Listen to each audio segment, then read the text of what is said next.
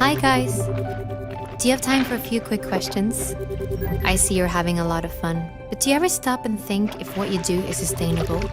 And do you know what sustainable development means? Sustainable development is to make the world a better place for everyone now without destroying the possibilities for the next generations. If you wonder if something is sustainable, you can ask yourself, can we do this over and over again forever? Sustainable development means that we need to keep three things in mind at once: social progress, economic development, and climate and environment. First of all, we have to take care of our planet. We have many natural ecosystems that must be in balance in order for us to live here. The climate system is one of them. This system ensures that the temperature is correct and that the atmosphere emits exactly the right amount of solar energy. When we emit harmful greenhouse gases such as CO2, we clog the atmosphere. This changes the temperatures on Earth, which again affects our development. How we produce and use energy is incredibly important.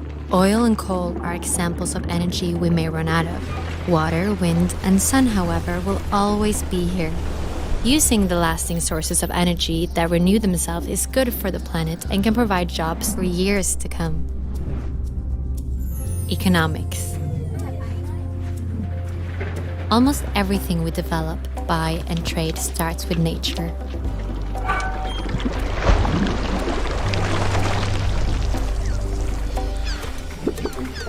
The smarter we use our natural resources and the better systems we create for a fair distribution, the more sustainable we are. One way to contribute to a more uneven distribution is to be more aware of what we buy and how it is produced. A football is a good example. It travels far before it reaches the football players. First, the materials are made. Then, they print the logo somewhere else before a third country sews it all together. One single football sees the whole world before it reaches its goal. This journey ties us together. If we are to win the battle for a sustainable future, we have to play with fair rules that applies to everyone. Social progress. We humans are part of nature, but we're also important resources for the world. Just like water, the forest, and the sun, we have minds that can create the strangest and most creative things. But for us to be the best versions of ourselves, there are certain things that must be in order, like having equal opportunities to education, safety, food, and medicine. This provides greater opportunities for us as human beings, but also for the planet. We just have to think in new ways. These three must work together. That is sustainable development. And there is actually a plan for this. All the countries of the United Nations have agreed on a joint plan for sustainable development. But for the plan to work, we need to cooperate, and we need you to be on board. Are you with us?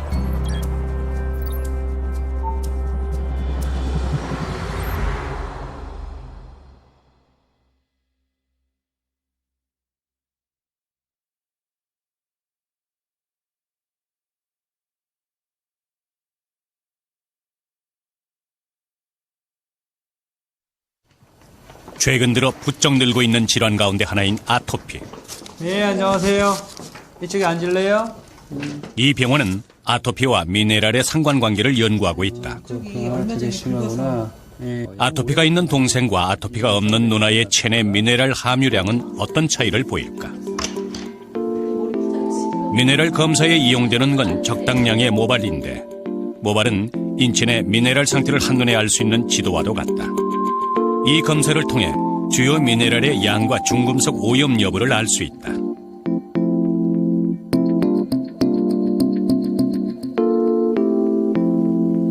이처럼 미네랄이 인체에 중요한 이유는 다양한 생리 활동에 관여하면서 면역 기능에도 많은 영향을 미치기 때문이다.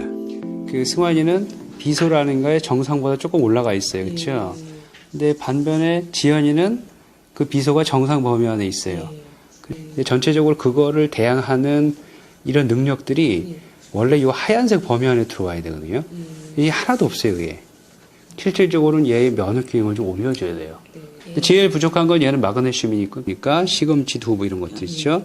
이런 것들을 좀 얘는 좀 많이 먹여줘야 돼요. 많이 먹여주고 아토피가 있어서 오는 환자의 10명 중에 8명은 이 미네랄의 불균형이 와 있어요. 이 먹거리도 중요하지만 환경 오염 그리고 그 환경 중에는 토양 이런 것들 자체가 우리의 이런 알러지 질환을 증가시켰다고 볼 수 있습니다. 체내에서는 만들어지지 않는 미네랄. 그렇다면 미네랄은 어디에 들어있는 것일까? 그 비밀은 토양 속에 있다. 1992년 유엔 환경개발회의에서 발표된 보고서는 매우 충격적이다.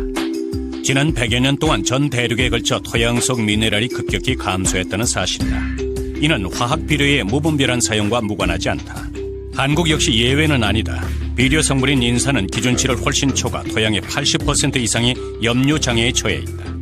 이 염류장애가 되면 토양의 산성도도 5 이하로 급격히 산성화가 이루어지고 토양 안에 그 미네랄이 결핍될 수 있다는 거죠. 그것은 바로 또 토양의 황폐화와 맞물려 있다는 것입니다.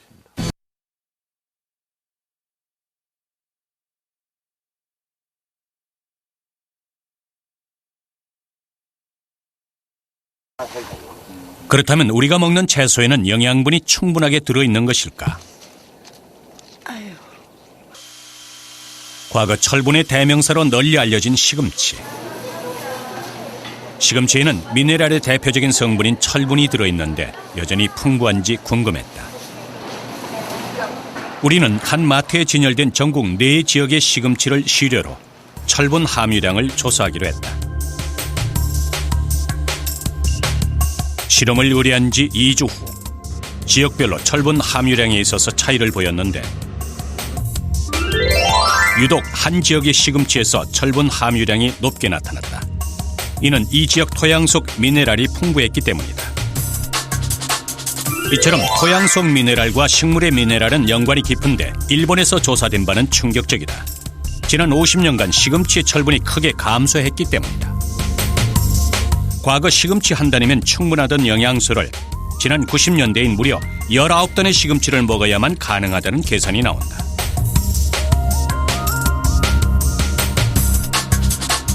시금치뿐만이 아니다. 당근은 10개, 귤은 무려 20개나 먹어야 과거와 비슷한 양의 영양소를 얻을 수 있다는 것이다. 사람의 위에는 한계가 있는데 어쩌면 우리는 필요한 영양소를 먹기 위해서 이런 밥상을 차려야 할지도 모른다.